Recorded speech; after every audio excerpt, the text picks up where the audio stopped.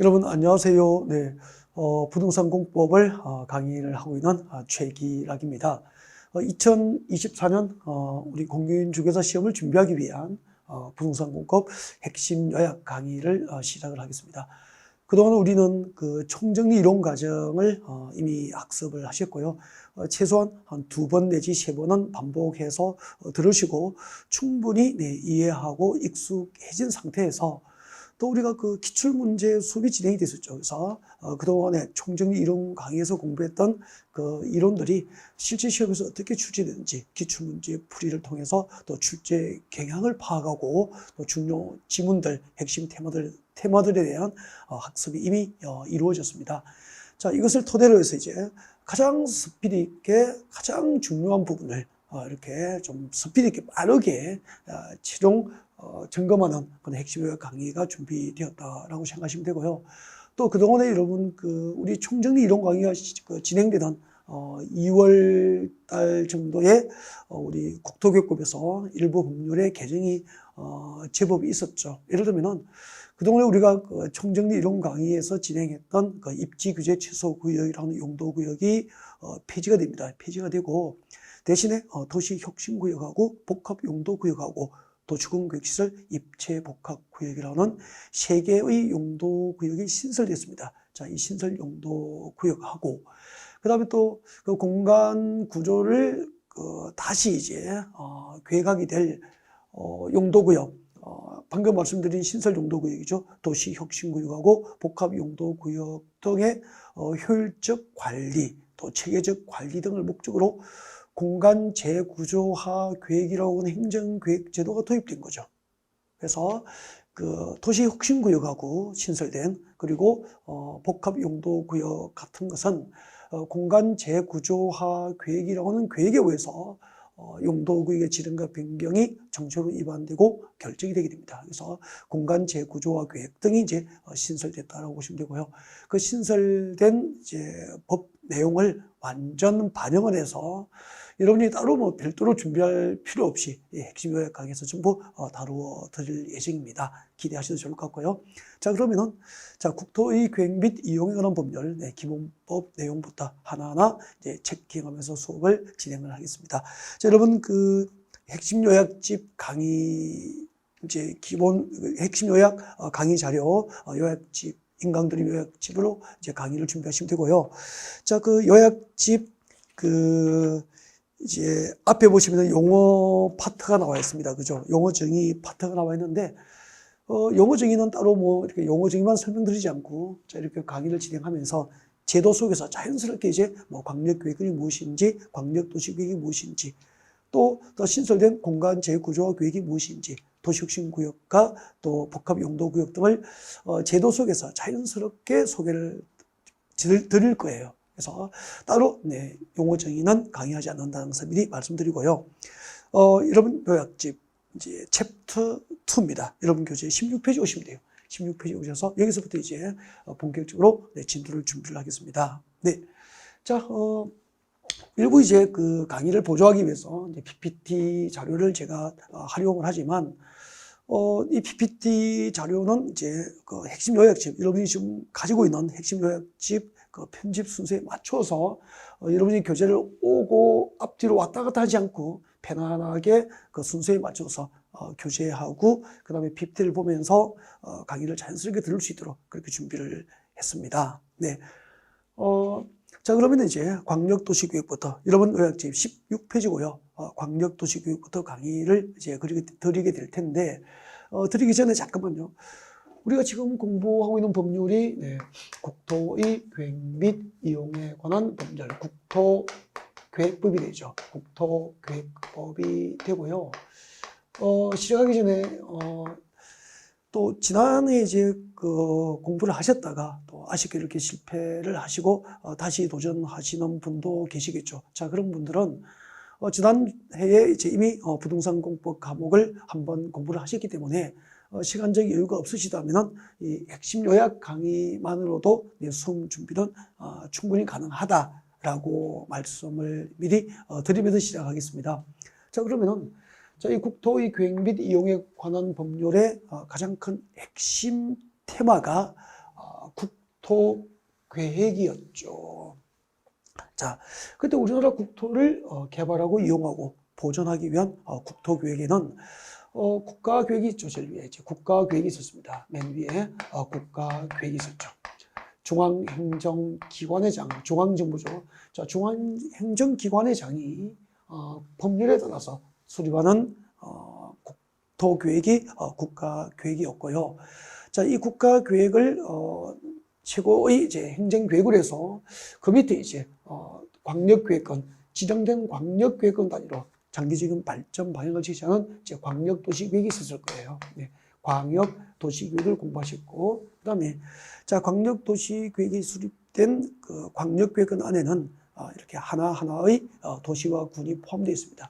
자, 이렇게 하나의 도시나 하나의 군 단위로 다시 국토는 계획이 되어 있습니다. 그것을 저희들은 도시군 계획이다라고 했고요. 자, 이 도시 계획은 그 하나의 도시, 그리고 하나의 군, 관할구역 단위로 도시군 계획이 수립되기 때문에 우리나라에 있는 모든 도시는 그 관할구역 단위로 도시 계획이 있는 거죠. 그리고 군 지역은 군 관할구역 단위로 군 계획이 있는 것이고요. 자, 이렇게 도시가 수립하는 도시계획과 군 단위의 군 계획을 합하여 도시군 계획이다라고 했습니다. 그리고 그 도시군 계획에는 자, 도시나 군 단위로 기본적인 도시 공간 구조를 정하고 또 장기적인 발전 방향을 제시하는 도시군 기본 계획이 있었고요. 그리고 자, 이 기본 계획과 광역 도시 계획에서 장기적인 발전 방향과 목표를 제시할 때 거기에 부합될 수 있도록 도시적과 군적을 관리하기 위해서 구체적인 정책들을 정책으로 입안하고 결정할 수 있는 행정계획을 도시군 관리 계획이다라고 해서 도시군 계획에는 도시군 기본 계획과 그리고 도시군 관리 계획이 있다라고 했고요. 이 도시군 기본 계획과 도시군 관리 계획을 합하여 국토계획법상 도시군 계획이다라고 했습니다. 자, 그러면 이제 이렇게 이제 국가계획부터 도시군 관리 계획까지 이 행정계획은 전부 그 위계 질서가 상위 계획과 하위 계획의 관계였죠. 그래서 광역도시계획이 수립된 지역에서 수립하는 도시군 기본계획은 광역도시계획보다 기본계획이 하위 계획이니까 광역도시계획에 부합될 수 있도록 수립해야 되고, 혹시 도시군 기본계획 내용이 광역도시계획 내용과 상호 충돌할 경우에는 상위 계획인 광역도시계획이 우선한다, 그렇게 하는 거죠. 그 다음에 광역도시계획과 도시군 기본계획에서 장기적인 발전 방향과 목표를 제시하면은 그 지침에 맞도록 이제 도시군 관리계획으로 이제 구체적인 정책들이 그 정책으로 입안되고 결정이 되는 거죠. 그때 도시군 관리계획으로 정책으로 입안하고 결정할 수 있는 대상이 용도지역, 용도지구의 지정과 변경부터 시작해서 마지막에 이제 입지규제 최소구역의 지정과 변경까지 6개가 있다가 입지규제 최소구역이라고 하는 용도구역이 폐지가 되면서 조금 전에 말씀드렸던 도시혁신구역, 복합용도구역, 도시군계획시설 입체복합구역이라고 하는 용도구역 체계가 새로 도입이 된 거죠. 이렇게 해서 도시군관리계획으로 정책으로 입안하고 결정해야 될 대상이 모두 8개 정도가 있다, 그렇게 보시면 됩니다. 잠시 뒤에 다시 볼 수 있도록 그렇게 하겠습니다. 네. 자, 그러면 자, 국가계획은 이제 용어만 알고 있으면 되죠. 중앙행정기관의 중앙행정기관이 법률에 따라서 수립하는 국가계획 중 하나다라고만 기억하시면 될 것 같고요. 구체적인 내용을 공부할 경우는 없는 거죠. 그러면 이제 본격적으로 광역도시계획부터 강의를 드릴 거고요. 여러분, 그 광역도시계획이 수립되는 단위가 뭐죠? 그렇죠. 이웃하고 있는 2개의 생의 도시나 군 관할구역을 하나의 단위로 묶어서 무엇이 지정되는 거죠? 광역계획권이 지정이 되면은 지정된 광역계획권 단위로 장기적인 발전 방향을 제시하기 위해서 광역계획권 단위로 이제 장기적인 발전 방향과 목표를 제시하기 위해서 광역도시계획이 수립이 되는 거죠. 자, 그러면 광역계획권과 광역도시계획을 지금부터 이제 본격적으로 학습할 수 있도록 그렇게 준비하겠습니다. 자, 일단 국토계획 체계를 한번 가볍게 복습을 하면서 자, 시작하겠습니다. 자, 여러분 이렇게 보셔서 여러분 교재 이제 16페이지를 보시면 되는 거죠.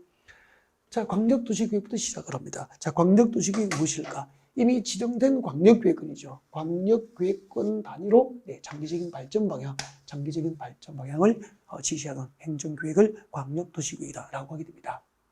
그 다음에 자, 국가계획과의 관계입니다.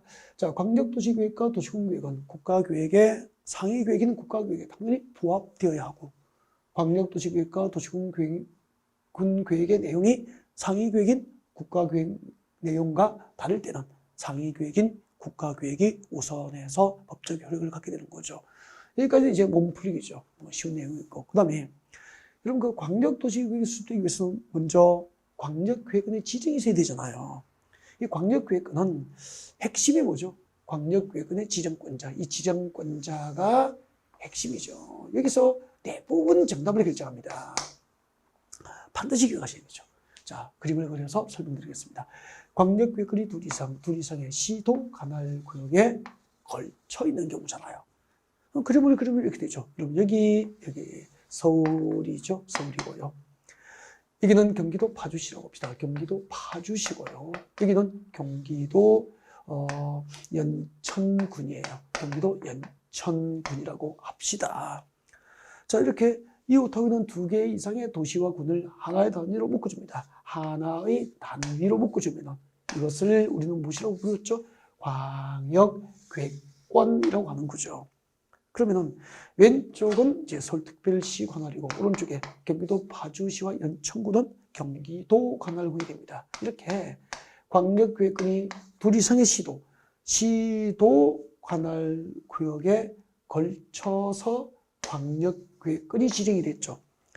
이럴 경우 광역계획권은 누가 지정하죠? 자, 서울시장이 일방적으로 지정할 수 있는 관할구역의 범위를 넘었잖아요. 경기도 파주 연천이 포함됐기 때문에. 그 다음에 경기도지사가 일방적으로 지정할 수 있는 관할을 넘었죠. 왜요? 서울이 포함되어 있기 때문에. 그래서 자, 광역계획의 둘 이상의 시도 관할구역에 걸친 경우 광역계획의 지정은 누가 하죠? 시도에 걸치면 그렇죠. 중앙정부 즉 국토교통부 장관이 광역계획권의 지정권자 되는 거죠. 자, 광역계획권이 이렇게 시도 관할구역에 걸쳐 있을 경우에는 국토교통부 장관이 광역계획권의 지정권자가 된다. 그런 얘기예요. 그리고 광역계획권이 도의 관할구역에 속해 있는 경우죠. 예를 들면 여러분 얘기입니다. 예를 들면 여기는 경기도 파주시예요. 경기도 파주시입니다. 인근에 경기도 연천군이에요. 자, 파주하고 연천을 묶으면 광역계획권이 되는 거잖아요. 그때 어느 한쪽에 파주시장이나 연천군수가 일방적으로 지정할 수 있는 관할을 넘어버렸잖아. 그리고 파주하고 연천은 같은 도 관할에 속하죠. 같은 경기도 관할이잖아. 이렇게 광역계획권이 같은 도 관할에 속할 경우에는 관할도지사가 지정권자가 된다는 겁니다. 그럼 정리하면은 광역계획권이 둘 이상의 시도 관할에 걸쳐서 지정될 때는 국토교통부 장관이 지정하고, 광역계획권이 같은 도 관할 구역에 속할 경우에는 관할도지사가 광역계획권을 지정한다라는 이야기 되는 거죠. 그래서 여러분 교재 그 광역계획권의 지정권자 16페이지 왼쪽 하단에 광역계획권의 지정권자 진짜 중요하니까 중요 표시를 좀 하셨으면 좋겠고요. 광역계획권의 지정 절차입니다. 자, 국토교통부 장관이 지정할 때하고 그리고 도지사 지정할 때 그 지정 절차가 비교가 되어 있습니다. 여러분 요약집은 17페이지 오른쪽 상단에 보시면은 괄호 3번에 정리가 되어 있습니다. 잠깐 교재에서 잠깐 보실래요, 여러분? 그 서울시 파주 연천을 묶어서 광역계획권이 서울시하고 경기도에 걸쳐서 지정됐잖아요. 그럼 이제 국토교통부 장관이 광역계획을 지정하게 돼. 하려면은 당연히 이 광역계획권에 관계가 되는 서울시장과 경기도지사 그리고 파주시장과 연천군수로부터 뭐하죠? 광역계획권 지정에 대해서 의견을 들어야죠. 의견 청취, 의견을 듣습니다. 당연한 거 아닙니까? 그러면 경기도지사가 광역계획권을 파주 연천을 묶어서 광역계획을 지정할 거야. 할 때도 이 광역계획권에 관계가 되는 관계중앙행정기관장과 관계되는 시도지사, 시장군수로부터 의견을 들어야 된다는 거죠. 이렇게 의견을 듣고 그 다음에 국토교통부 장관이 지정할 때는 여러분 국토교통부에는 그 우리나라 최고의 도시계획 전문가로 구성된 중앙도시계획위원회를 두고 있잖아요. 그래서 국토교통장을 지정할 때는 관계되는 시도지사, 시장군수의 의견을 듣고 그리고 국토교통부에 설치된 중앙도시계획위원회 심의를 거쳐서 광역계획을 지정해야 된다는 거죠. 네, 그래서 자 지정 절차 읽어볼까요? 국토교통장관이 광역계획을 새로 지정하거나 지정된 광역계획을 변경할 때는 자 광역계획에 관계되는 시도지사, 시장군수로부터 의견을 듣고 그 다음에 국토교통부에 설치된 중앙도시계획위원회 심의를 거친다. 의견을 듣고 심의를 거쳐서 지정한다. 그렇게 하시면 되죠. 그 다음에 도지사가 광역계획을 지정하거나 변경 지정할 때는 광역계획에 관계되는 중앙행정기관의 장과 관계되는 시도지사, 시장군수 역시 의견을 듣고 그 다음에 도지사가 지정하니까 도에 있는 도시계획위원회는 지방이잖아요. 그래서 도에 있는 지방도시계획위원회 심의를 거쳐서 지정한다는 거죠. 그래서 광역계획에서 지정 절차는 의견을 듣고 심의를 거쳐서 지정한다. 그렇게 기억을 하시면 될 것 같습니다. 자, 광역계획원의 지정이었고요. 자, 광역계획원의 지정에서 가장 중요한 것은 광역계획원의 지정권자라는 거죠. 네, 중요합니다. 그 다음에 이제 이렇게 광역계획원이 지정이 되면은 광역도시계획을 수립하게 되죠. 그때 이제 수립된 광역도시계획이 무엇입니까? 라고 하면은 개념은 조금 전에 우리가 이제 광역계획은 지정을 공부하기 전에 여기서 광역도시계획이 무엇인지 공부한 거죠. 광역도시계획이란 광역시가 아니고 이미 지정된 광역계획권, 지정된 광역계획권의 장기적인 발전 방향을 제시하는 계획을 제가 광역도시계획이라고 하는데 여기서 중요한 겁니다. 광역도시계획을 누가 수립하지? 수립관자. 여러분 교재 17페이지 봅니다. 17페이지 보시면 광역도시계획 수립 3번에 나와 있고요. 1번에 수립권자 나와 있을 겁니다. 이 수립권자 너무 중요하죠. 광역계획권은 지정권자가 정답을 대부분 결정하고요.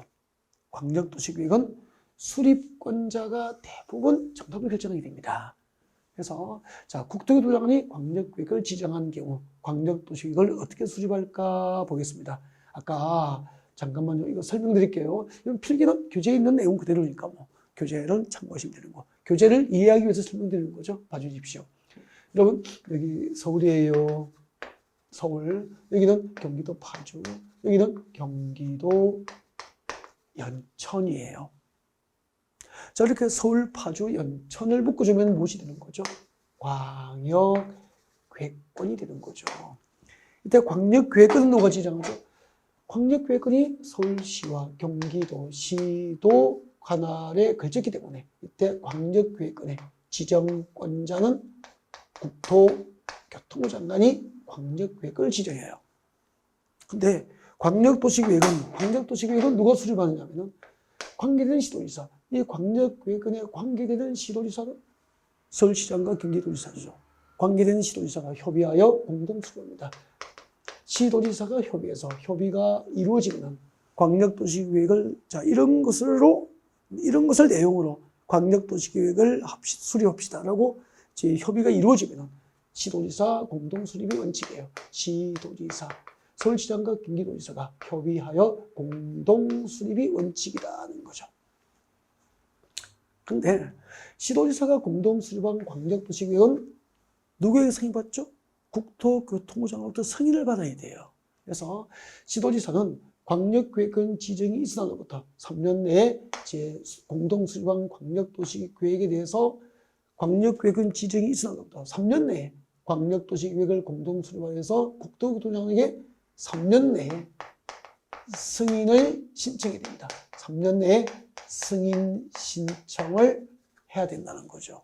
근데 관할 시도지사로부터 광역계획권 지정일로부터 3년 내에 승인 신청이 없을 경우에는 국토교통부 장관이 직접 광역도시계획을 예외적으로 수립할 수 있다는 거죠. 원칙은 시도지사 공동수립, 광역계획권 지정일로부터 3년 내에 시도지사로부터 광역도시계획 승인 신청이 없으면 국토교통부 장관이 예외적으로 수립할 수 있다. 그런 뜻이에요. 아셨죠? 네.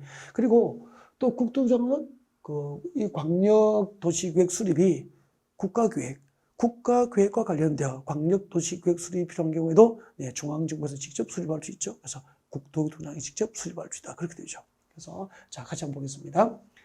자, 국토교통부 장관이 광역계획을 지정한 경우는 광역계획은 시도 관할구에 거친 경우잖아. 이때는 자 1번 광역계획을 둘 이상의 시도 관할구에 걸쳐 있는 경우에는 누가 관할시도지사, 서울시장과 경기도지사가 협의해서 공동 수립하는 게 원칙이라는 거지.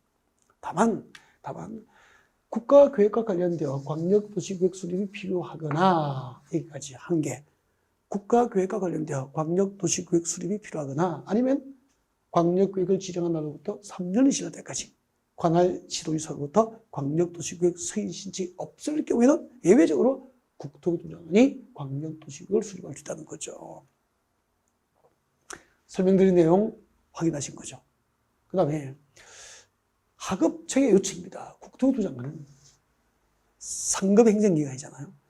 하급청인 시도지사, 그러니까 이 경우에 서울시장과 경기도지사가 하급청이잖아. 국토교통부 장관은 상급 행정기관이잖아. 이렇게 하급청인 시도지사가 국토교통부 장관에게, 즉 서울시장과 경기도지사가 국토교통부에 이 지역의 광역도시계획 공동수립을 이렇게 요청을 할 수 있어요. 요청. 이렇게 하급청이 요청할 경우에는 국토교통부 장관은 요청한 시도지사와 공동으로 광역도시계획 수립을 할 수도 있습니다. 그래서 자 3번 같이 봅니다. 국토교통부 장관은 시도지사가 요청하거나 그 밖에 특히 필요하다고 인정될 경우에는 요청한 시도지사와 공동으로 광역도시계획 수립을 할 수도 있다. 그렇게 되는 거죠. 네. 자, 지금까지 광역도시계획 수립권자였습니다. 광역계획권이 둘 이상의 시도 관할구에 그친 경우에는 시도지사가 공동 수립을 하여야 한다. 다만 국가계획과 관련되어 광역도시계획 수립이 필요하거나 광역계획을 지정한 날로부터 3년이 지날 때까지 관할 시도지사로부터 광역도시계획 승인 신청이 없을 경우에는 예외적으로 국토교통부 장관이 수립한다. 그 다음에 하급청인 시도지사의 요청이 있을 경우 국토교통부 장관은 시도지사와 요청자인 시도지사와 공동으로 광역도시계획 수립을 할 수도 있다. 여기까지 공부한 거죠. 자, 국토교통부 장관이 광역계획권을 지정한 경우였습니다. 네. 1번과 2번은 수립하여야 한다. 3번은 할 수 있다. must, can 구분하시면 되고요. 그 다음에 책장 넘겨주십시오. 자, 도지사가 광역계획을 지정한 경우죠. 자, 1번 18페이지입니다. 자, 설명드릴게요. 앞에 보시면 되죠. 자, 도지사가 광역계획을 지정한 경우니까 여기죠. 경기도 파주죠. 경기도 파주, 경기도 연천군을 하나의 광역계획권으로 지정한 경우가 되는 거죠.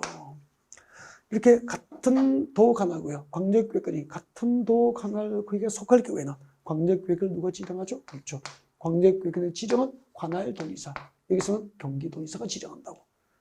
이때 광역도시계획은 관계되는 시장군수, 누구죠? 파주시장과 연천군수. 관계되는 시장군수가 협의합니다. 시장군수가 협의하여서 시장군수가 공동 수립하여야 한다. 이렇게 이 원칙이라고. 광역계획권이 같은 도 관할구에 속할 경우 광역계획권의 지정은 도지사, 광역도시계획은 시장군수, 관계되는 시장군수가 시장군수 공동 수립이 원칙이라는 거죠. 관계되는 시장군수가 즉 파주시장과 연천군수가 공동 수립해야 한다. 이게 원칙이에요. 다만 원리가 똑같다고. 시장군수가 공동 수립한 광역도시계획은 관할도지사 승인을 받아야 되거든요. 근데 그때 승인 신청은 광역계획권 지정이 있은 날로부터 역시 똑같습니다. 3년 내에 승인을 신청해야 된다고. 만약에 3년 내에 승인 신청이 없을 경우에는 관할도지사가 광역도시계획을 수립하여야 한다. 이렇게 되고 예외죠, 예외. 그 다음에 하급청, 파주시장과 연천군수가 관계된 시장군수의 요청이 있을 경우에는 도지사는 요청한 파주시장, 연천군수, 요청자와 공동 수립할 수 있어. 그 다음에 관계된 시장군수의 요청이 있을 경우에는 도지사가 단독 수립하는 것도 가능하다는 거죠. 오케이. 자, 그러면 자, 점검해 보겠습니다. 도지사가 광역계획을 지정한 경우는 광역계획이 같은 도 관할구에 속해 있는 경우잖아. 동그라미 1번. 광역계획이 같은 도 관할구에 속할 경우 관할시장군수가 협의해서 공동수립이 원칙이다. 공동수립해야 한다는 거지. 그 다음에 광역계획을 지정한 날부터 3년이 지날 때까지 관할시장군수로부터 광역도시계획 승인 신청이 없을 경우에는 관할도지사가 수립해야 한다. 그리고 도지사는 하급청인 시장군수가 요청하거나 그 밖에 필요하다고 인정될 경우에는 관할 시장구소가 공동으로 광역도시구역을 수립할 수도 있고, 또 시장구소와 협의를 거쳐 요청하면은 도지사가, 관할 도지사가 단독으로 광역도시구역 수립할 수도 있다. 여기까지 정리가 되겠죠? 이렇게 해서, 자, 광역계획권은 지정권자가 매우 중요함. 광역도시계획도 역시 수립권자가 매우 중요함. 나머지는 참고하시면 될 정도라는 거지. 그 다음에, 여러분 교재 18페이지에 보면은 방과로 3번에 광역도시계획 조정이 나와 있어요. 그죠? 이 광역도시계획 조정은, 자, 설명을 좀 드리겠습니다. 보시죠. 읽어보십시오. 자, 처음부터 다시 설명드릴게요. 이 부분을, 조정을. 네. 처음부터 좀, 필기된 부분은 조금 복잡해 보이니까 어려워 보이잖아. 그죠? 그래서, 자, 조정은 설명드리겠습니다. 앞에 보시죠. 여러분 여기 서울, 경기도 파주, 연천군이에요. 목구점에는 광역계획권이잖아. 광역계획권이 되죠. 자, 이렇게 광역계획권이 시도 관할에 걸친 경우, 광역계획권의 지정권자는 누구죠? 국토교통부 장관이 지정합니다.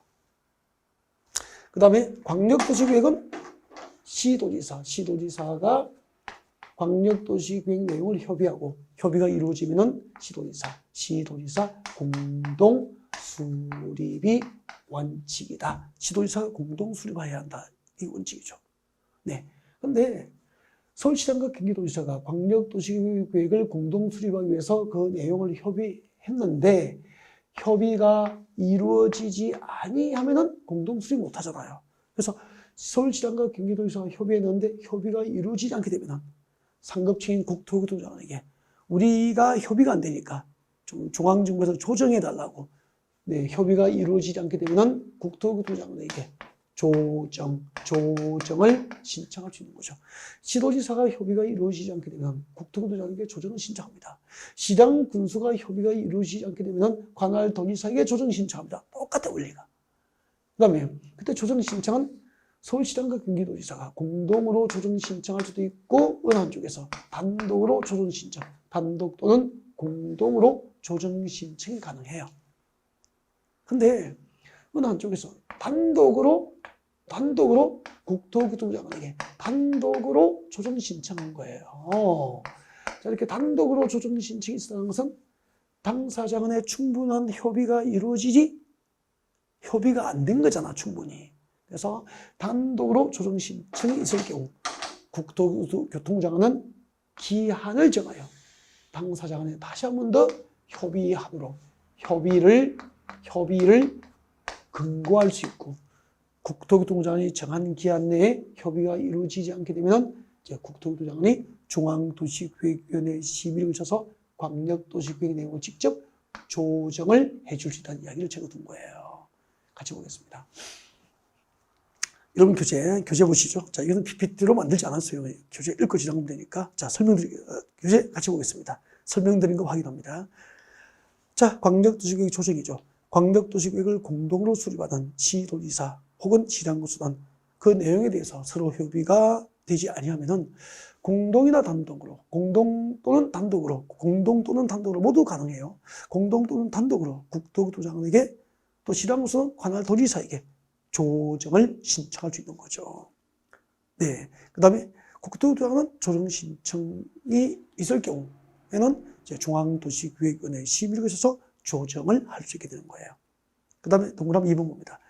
자, 국토교통장관과 도지사가 단독으로 조정 신청받았어. 공동이 아니고 단독으로 조정 신청이 됐다는 것은 당사자 간의 충분한 협의가 안 된 거잖아요. 그래서 단독으로 조정 신청을 받은 경우에는 기한을 정하여 당사자 간의 협의를 다시 근거할 수 있고, 기한까지 협의가 이루어지지 않게 되면 국토교통장관 또는 도지사가 직접 조정을 할 수 있게 된다는 얘기입니다.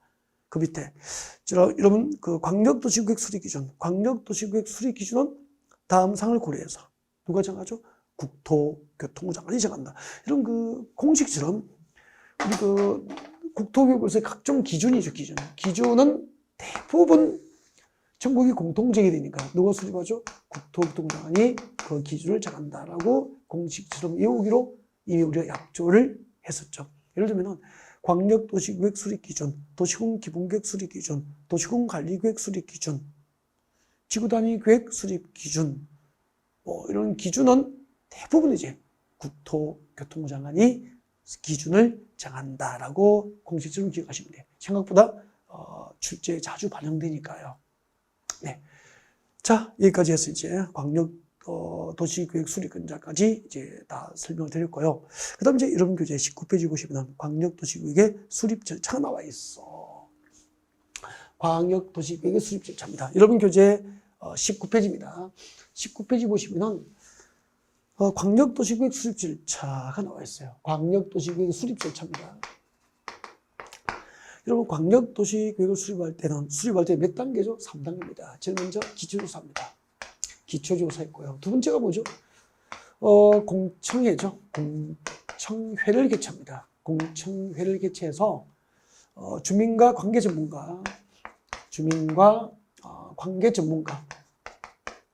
전문가의 의견을 듣죠. 의견 청취. 기초조사를 함. 공청회를 개최해서 주민과 전문가의 의견을 청취함. 세 번째가 뭐죠? 그렇죠. 광역계획에 관계되는 시도지사, 시장군수, 그리고 관계되는 시도의회, 의견을 듣습니다. 의견을 청취하죠. 지방의회죠. 관계되는 지방의회, 관계되는 시도지사, 시장군수 등의 의견을 듣습니다. 이렇게 되는 거잖아요. 3단계죠, 3단계. 중요한 것은 기초조사에서 하나를 체크해 드리기 위해서 광역도시계획 수립할 때 기초조사를 할 때는 광역도시계획은 2개 이상의 도시나 군을 하나의 단위로 묶어서 광역계획을 지정되기 때문에 관할 구역 범위가 상당히 넓어요. 그죠?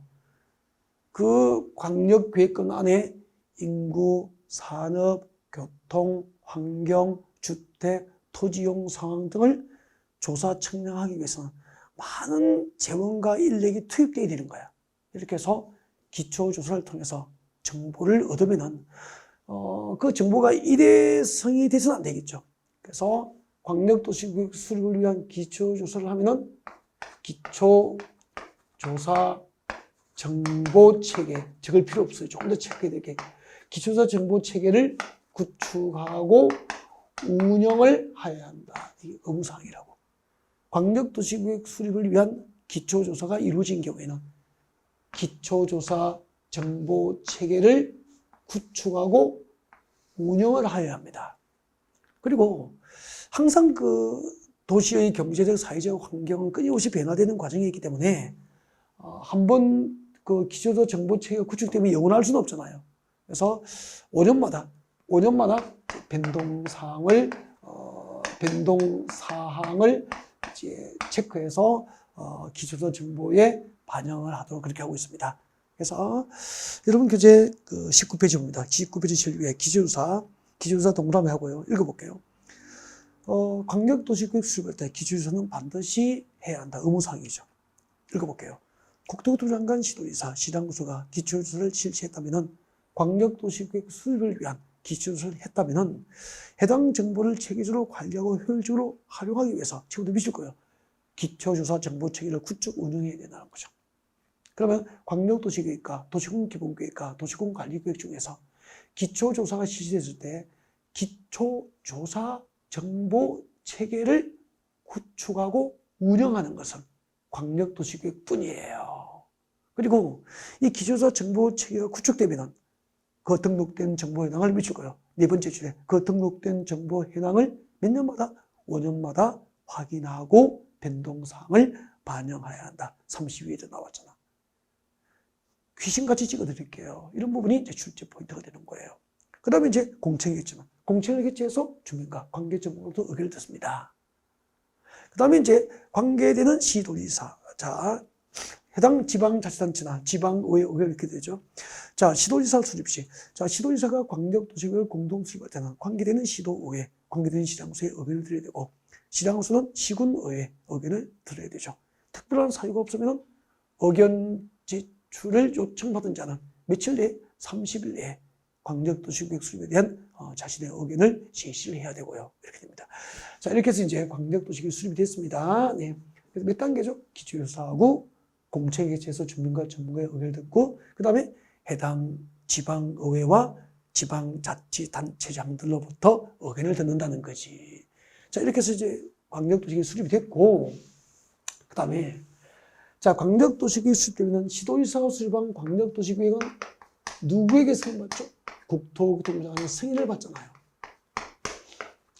국토교통부 장관의 승인을 받아야 되고, 시당구수가 수립한 광역도시계획은 관할 도지사 승인을 받아야 된단 말이에요.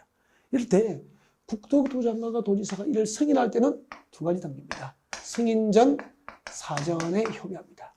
승인에 관하여 관계중앙행정기관장 등과 사전 협의하고, 그리고 국토교통부 장관은 중앙도시계획의 심의, 그리고 도지사는 지방도시계획의 심의를 거쳐서 승인을 하게 되는 거죠. 그래서 협의 및 심의는 수립을 위한 절차입니까? 승인입니까? 승인을 위한 절차죠. 자, 교재 같이 보겠습니다. 네, 이런 교재 19페이지에 방괄호 4번 승인입니다. 자, 동그라미 1번 같이 보죠. 자, 시도지사가 수립 시 국토교통부 장관의 승인을 받아야 되고, 국토교통부 장관이 이를 승인할 때는 관계중앙행정기관장과 사전 협의합니다. 관계중앙행정기관장과 사전 협의하고 협의 요청을 받은 관계중앙행정기관장은 30일 내에 의견을 제시해야 됩니다. 그리고 국토교통부 장관이 승인하니까 국토교통부에는 중앙도시계획원의 심의를 거쳐서 승인을 하게 되는 거죠. 그 다음에 중요한 게 있어. 다만 도지사가 관할 시장군수와 공동으로 광역도시계획을 수립했거나, 아까 그 시도지사가 요청하면은, 시장군수가 요청하면은 그 요청한 시장군수와 도지사가 공동 수립할 수 있잖아요. 이렇게 도지사가 관할 시장군수와 공동으로 광역도시계획을 수립했거나, 또 시장군수와 협의를 거쳐 요청하여 도지사가 단독 수립한 광역도시계획은 국토교통부 장관의 승인을 받지 않는 게 매우 중요하다고. 다시 정리하면은, 여러분, 시도지사가 공동 수립한 광역도시계획은 누구에게 승인받죠?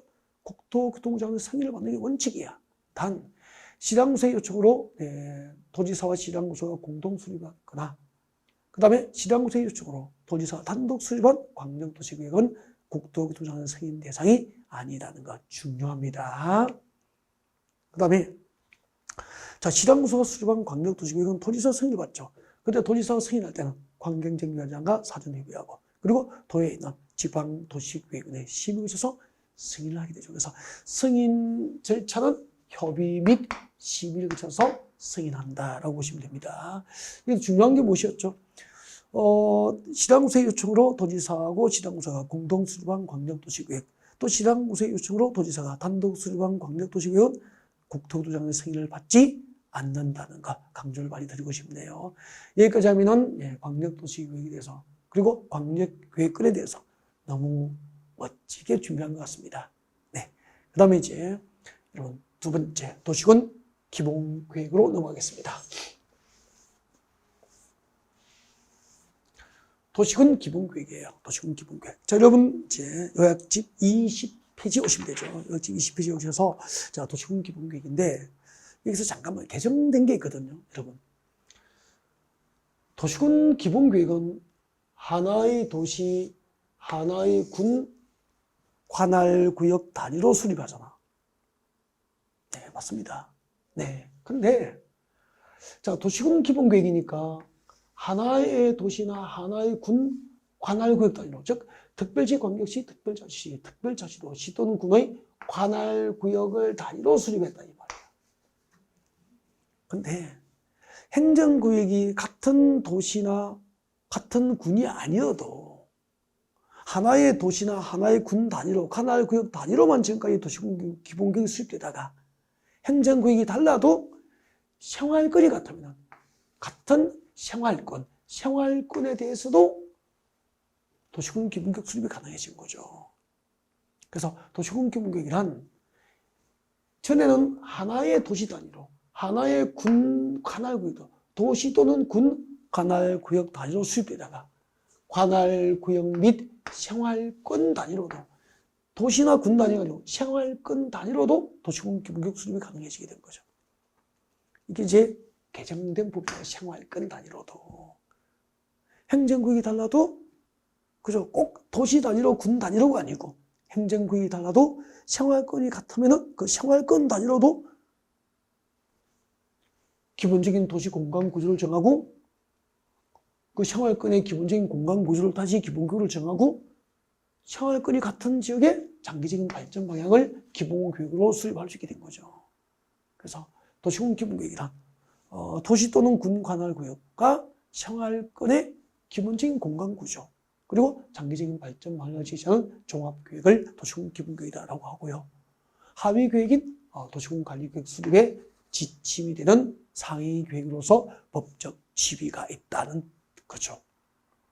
도시군 기본계획이란 도시 또는 군의 관할구역과 생활권에 대해서 기본적인 도시 공간 구조를 정하고 그리고 장기적인 발전 방향을 제시하는 종합계획이다라고 개념을 잡으시면 되는 거죠. 오케이. 그 다음에 이제 광역도시계획과의 관계죠. 이거 알고 있는 내용이잖아요. 여러분, 도시군 기본계획 위에 광역도시계획이 있으니까 당연히 광역도시계획이 수립된 지역의 도시군 기본계획은 광역도시계획에 부합되어야 되고, 그죠? 혹시 도시군 기본계획 내용이 상위 계획인 광역도시계획 내용과 다를 경우에는 상위 계획인 광역도시계획이 우선하여서 법적 효력이 있게 되는 거죠. 그다음에 도시군 기본계획 수립권자예요. 도시군 기본계획 수립권자. 여러분 교재 20페이지에 2번 도시군 기본계획 수립권자 보시면 됩니다. 수립권자 진짜 중요해요.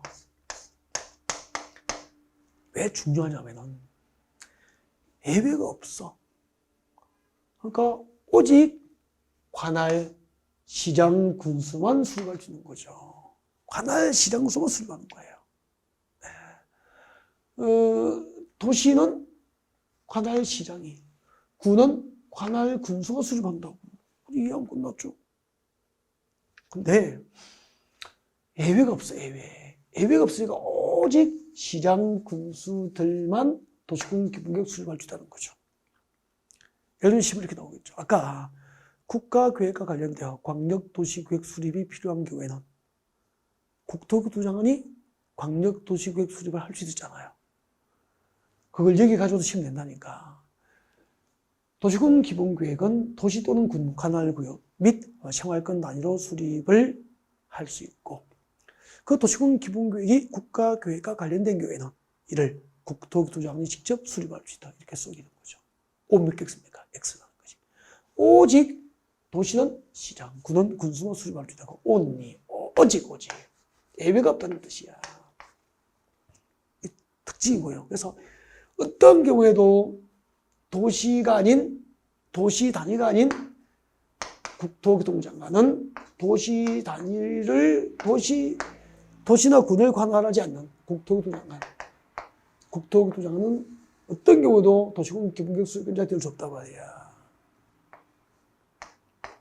그리고 도지사, 제주특별자치도지사가 아닌 도지사도 어떤 경우에도 도시군 기본계획 수립권자가 될 수는 없단 말이에요.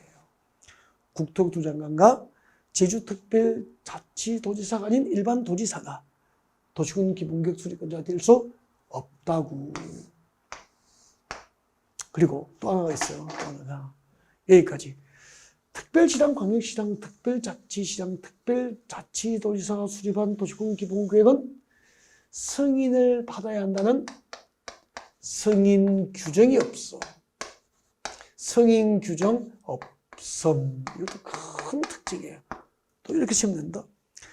특별시장, 광역시장, 특별자치시장, 특별자치도지사가 수립한 도시군 기본계획은 국토교통부 장관의 승인을 받아야 하고. 틀렸잖아요. 승인 규정이 없다니까. 승인을 받아야 한다는 승인 규정이 없어요. 누가 수립한 것? 그렇죠. 시장군수. 시장군수가 수립한 도시군 기본계획만 관할 도지사 승인을 받아야 한다라고 되죠. 관할 도지사 승인을 받아야 한다 이렇게 됩니다. 그리고 도시군 기본계획 수립을 아니할 수도 있죠. 모든 시군이 전부 수립하는 게 아니고 일정한 요건에 해당하면 도시군 기본계획 수립을 아니할 수 있다고. 자, 여러분 교재 같이 보실까요? 20페이지 봅니다.